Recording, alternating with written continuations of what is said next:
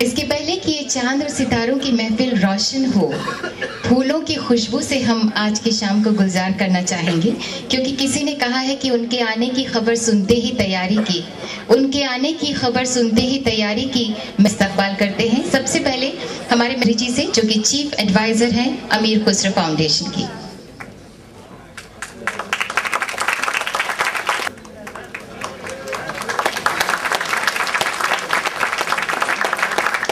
Shri NC Saxena का एहतराम फूलों से करेंगे फाउंडेशन के प्रेसिडेंट डॉक्टर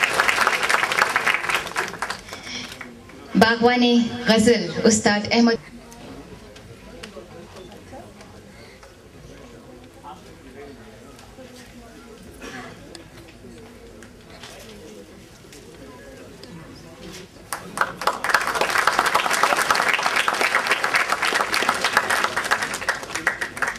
आफ्ताबे गजल उस्ताद मोहम्मद हुसैन साहब का इस्तकबाल फूलों से करने के लिए डॉक्टर बिंदेश्वर पाठक, आपका हर गुजर राह को फूलों से सजाए रखिए, एक न एक शम्म अंधेरे में जलाए रखिए। बात निकलेगी तो फिर दूर तक ये स्टेज बहुत रोशन है, लेकिन फिर भी मौका है, दस्तूर है प्रोग्राम का आगाज उसी से और सभी मेहमानों से कि चरागों को रोशन करके प्रोग्राम का बाकायदा आगाज करें। रवायती तौर पर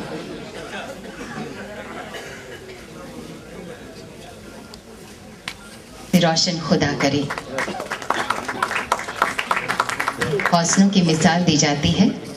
निगाहों में मंजिल थी, गिरे और गिरकर संभालती रहे, निगाहों में भी जलते रहे, जराह राह में जल गए। शाम थोड़ी सी जज्बाती हो रही है। अमीर खुसरो फाउंडेशन द्वारा आयोजित इस शाम में सबसे पहले मैं आज के हमारे मुख्य अतिथि, आपके दिल में सड़क पर सोने वाले बेघर बेसहारा लोगों के लिए दर्द है, और वहीं अगर सिद्धांत की बात आ जाए तो आप पहाड़ से टकराने की हिम्मत भी रखते हैं। शायद किसी शायर ने ये शेर आपके लिए ही लिखा है कि हर रहगुजर पर शम्मा जलाना है मेरा काम, तेवर है क्या हवा के ये मैं देखता नहीं।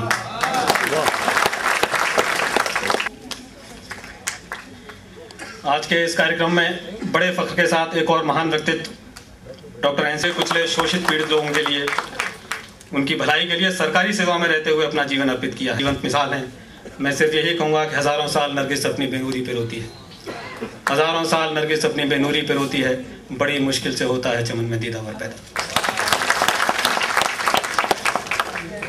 कि जीती जागती प्रतिमूर्ति के रूप में दो महान कलाकार उस्ताद अहमद हुसैन मोहम्मद हम लोग आज मना रहे हैं। उनकी आवाज़ यही खास बांटते रहें और दिलों को जोड़ते रहें। आप हिंदुस्तान की आन बान और शान हैं। आज के इस कार्यक्रम में सर मैं आपका तहे दिल से स्वागत करता हूँ।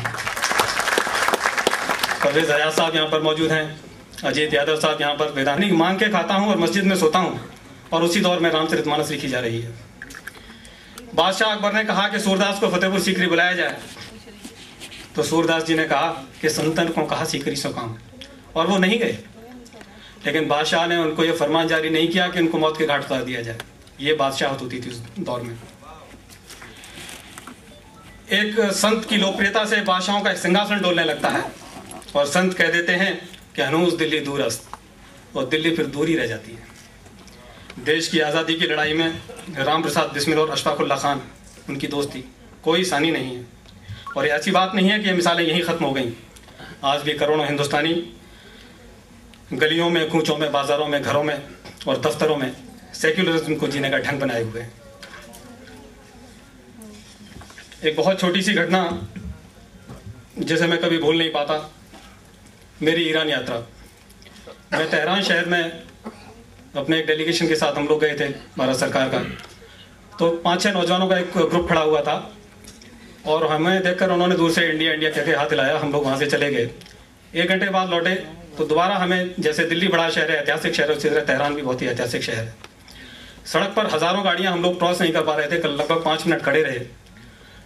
जब उन नौजवानों ने ये देखा, जो ईरान के बच्चे थे, कि ये हिंदुस्तानी लोग खड़े हुए हैं और ये क्रॉस नहीं कर पा रहे हैं, मैं आपको बताना चाहूँगा कि वो तमाम 6-7 बच्चे आए और उन्होंने ह्यूमन चेन बनाकर पूरा ट्रैफिक रोक कर हमें सड़क पार कराई। मैं ये कहना चाहता हूँ कि वो इज्जत उन्होंने हमारा नाम नहीं पूछा, हमारी ज़ात नहीं पूछी, हमारा मजहब नहीं पूछा, केवल शायरी शक्लों से हम हिंदुस्तानी लगते थे, जिसकी वजह से हमें ये इज्जत मिली। ये घटना हमें बताती है कि अपने मुल्क के वक़ार को, उसकी प्रतिष्ठा को कायम रखने के लिए हम लोगों को कितने कोशिश करनी चाहिए।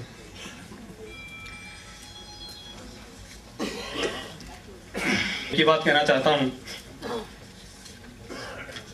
कि इस देश की मिट्टी में सद्भाव है, इसकी आबो हवा में सद्भाव है। ये मिट्टी गौतम और नानक को पैदा करती है, ये मिट्टी अमीर खुसरो, कबीर, रहीम, दादू, रसखान और जैसी को पैदा करती है। ये मिट्टी दुष्यंत कुमार, राजेंद्र यादव और कमलेश्वर को पैदा करती है। ये मिट्टी मजाज, मुक्तिबोध और साहिर को पैदा करती है। ये मिट्टी डॉक्टर NC सक्सेना, नजीब जंग, अहमद हुसैन, मोहम्मद हुसैन को पैदा करती है। मित्रों,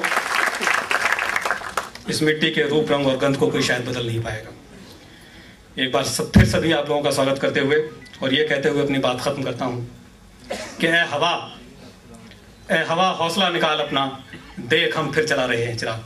थैंक यू वेरी मच। जय हिंद। माशाअल्लाह अजय जी, बहुत बहुत इजरा किताब का ये अमीर खुसरो पर है। दिल्ली का इतिहास, देश का इतिहास हज़रत अमीर खुसरो से जुड़ा हुआ है। उसी की बातें, उसी का बयान इस किताब में, और आज ये अवाम को सौंपी जा रही है।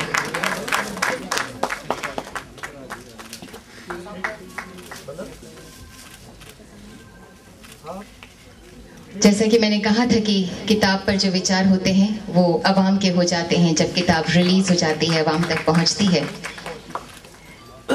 और माशाअल्लाह खुदा के वास्ते मोहरे सुकूत तोड़ भी दे। मोहरे सुकूत का मतलब होता है चुप। और बहनों, आपने यहाँ पर पधार कर मेरा गौरव बढ़ाया है, ये तद में धन्यवाद देता हूँ। का अभिनंदन और वंदन करता हूँ। अमीर खुसरो इस देश के महान साहित्यकार थे, मैं उनका मुरीद हूँ। और वो उनका व्यक्तित्व हयामी था, बहुरंगी था। वो देशभक्त थे, सूफी संत थे और संगीतज्ञ थे, गायक थे, इतिहासकार थे, भाषाविद थे। उनका रचना संसार इतना विशाल है कि मुझ जैसे आदमी उसका वर्णन नहीं कर। अल्प विषयामती होने के कारण मेरा तो प्रयास वैसा ही होगा जैसे कोई आदमी विशाल सागर का संतरण उड्डुप से करना चाहता हो।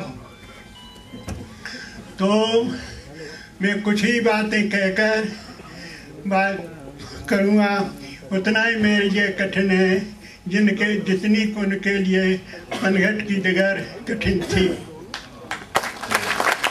की राह में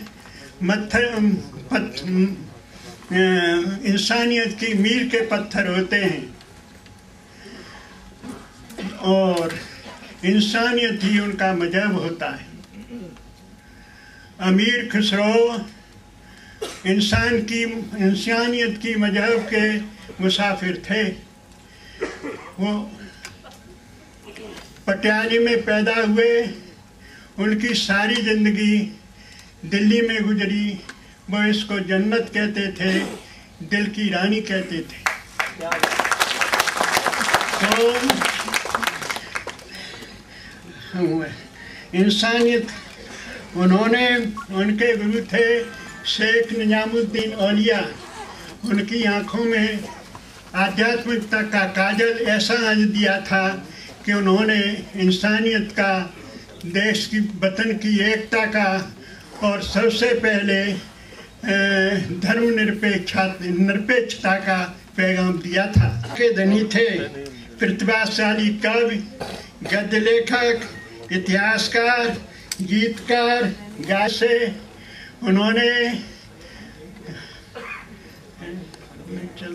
संगीत की हैसियत से उन्होंने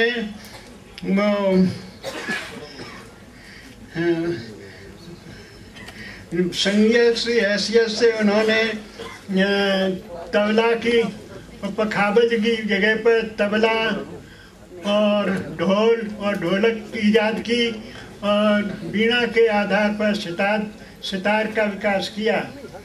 इसके अतिरिक्त देशभक्त होने के नाते उन्होंने वतन को अपना ईमान कहा है।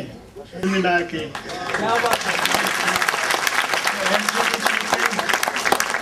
I am fed up. I am helpless to speak now. Thank you, sir.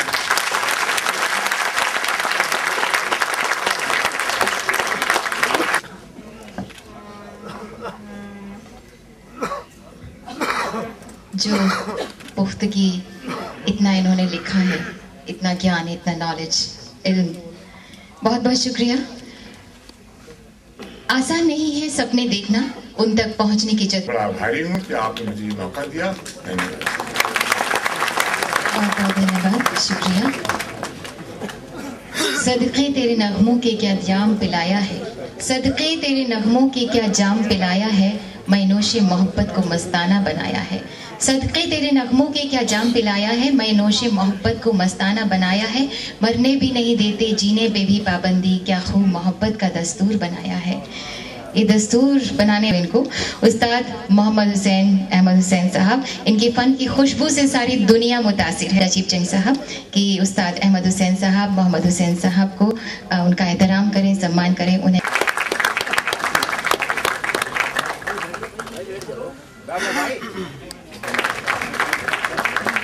A moment talking of Khusro and the contribution to secularism of Sufi saints.